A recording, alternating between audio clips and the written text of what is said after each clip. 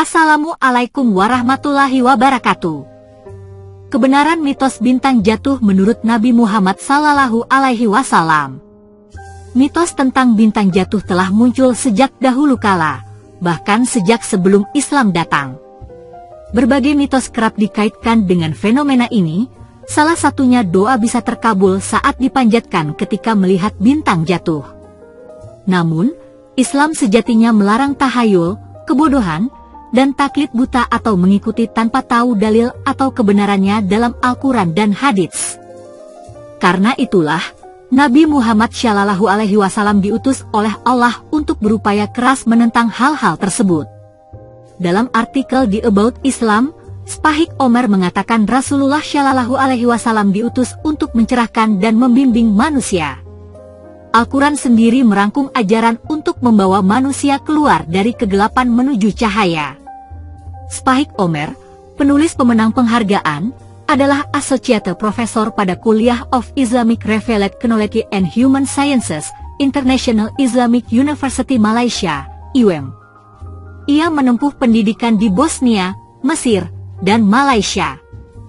Pada 2000, ia memperoleh gelar PhD dari Universitas Malaya di Kuala Lumpur dalam bidang sejarah dan peradaban Islam. Minat penelitiannya meliputi sejarah, budaya dan peradaban Islam, serta sejarah dan teori lingkungan binaan Islam. Kisah tentang bintang jatuh telah diceritakan oleh Nabi Muhammad Shallallahu Alaihi Wasallam dalam sebuah hadits riwayat Muslim, buku 26, hadits nomor 5538. Dikisahkan, Nabi Muhammad Shallallahu Alaihi Wasallam tengah duduk di malam hari dengan beberapa sahabatnya ketika tiba-tiba sebuah meteor, bintang jatuh, menunjukkan cahaya yang menyilaukan. Rasulullah Shallallahu Alaihi Wasallam kemudian bertanya apa yang biasa dikatakan orang-orang di masa pra-Islam ketika ada fenomena bintang jatuh seperti itu. Para sahabat menjawab mereka biasa mengatakan pada malam itu seorang pria hebat telah lahir atau seorang pria hebat meninggal. Namun, Nabi Shallallahu Alaihi Wasallam berkata meteor-meteor itu ditembakkan bukan karena kematian atau kelahiran seseorang.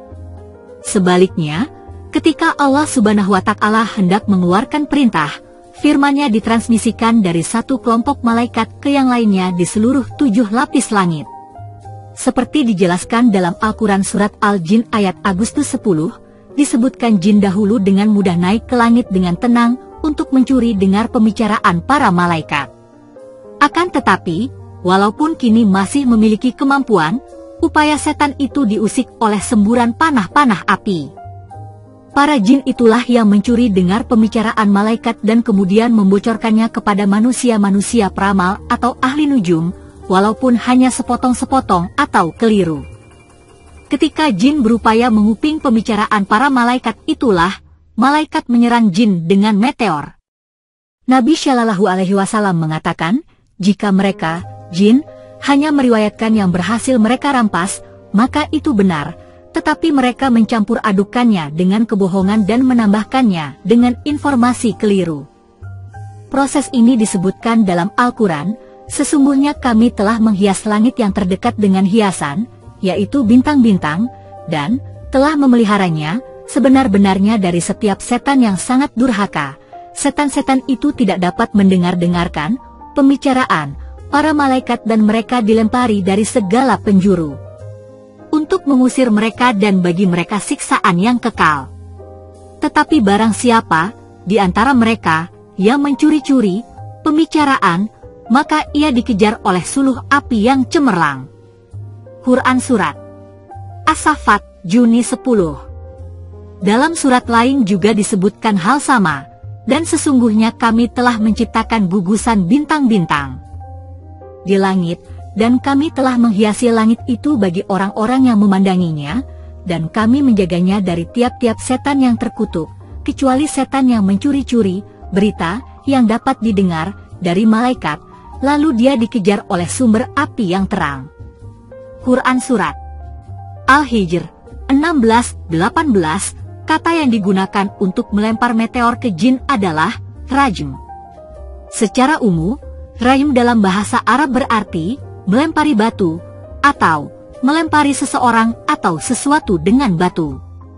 Raim juga berarti rudal, proyektil, dan bahkan meteor.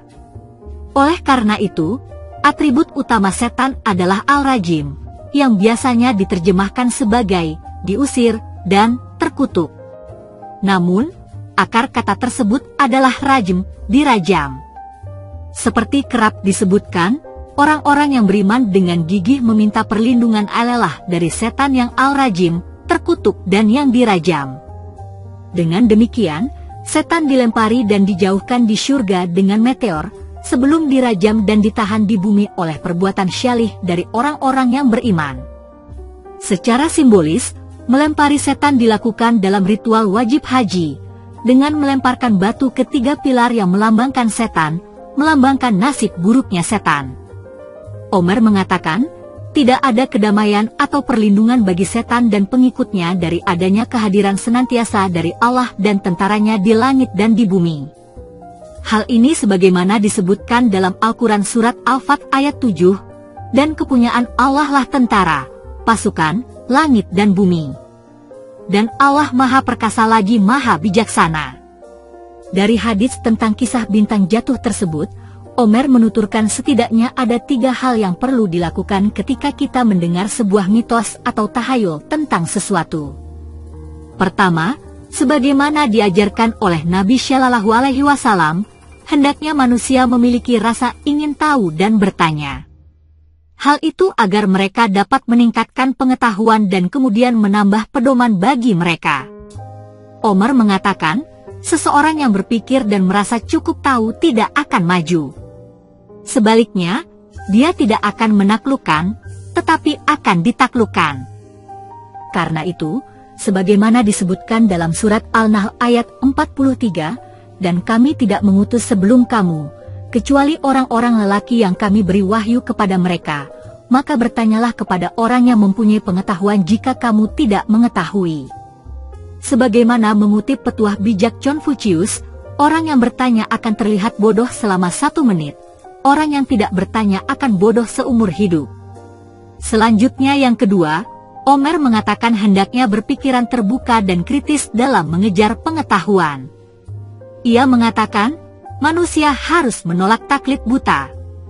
Menurutnya, tahayul, mitos dan legenda tidak boleh dijadikan penghiburan. Orang harus bebas dan termotivasi, dan tidak boleh mengakui batasan yang dipaksakan atau dibuat-buat.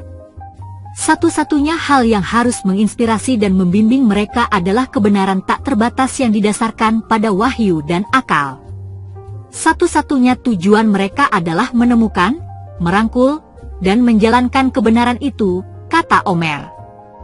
Ketiga, Omer mengatakan mengajukan pertanyaan, menyelidiki, kembali mencari tahu, membantah dan meragukan adalah konsep kritis. Mereka harus didefinisikan dengan jelas dan ruang lingkupnya, serta perannya, ditetapkan dengan jelas dengan latar belakang pengetahuan dan kebijaksanaan. Sama sekali tidak boleh hanya menebak, dugaan dan skeptisisme yang diakomodasi. Mereka semua adalah antitesis dari pengetahuan dan kebenaran.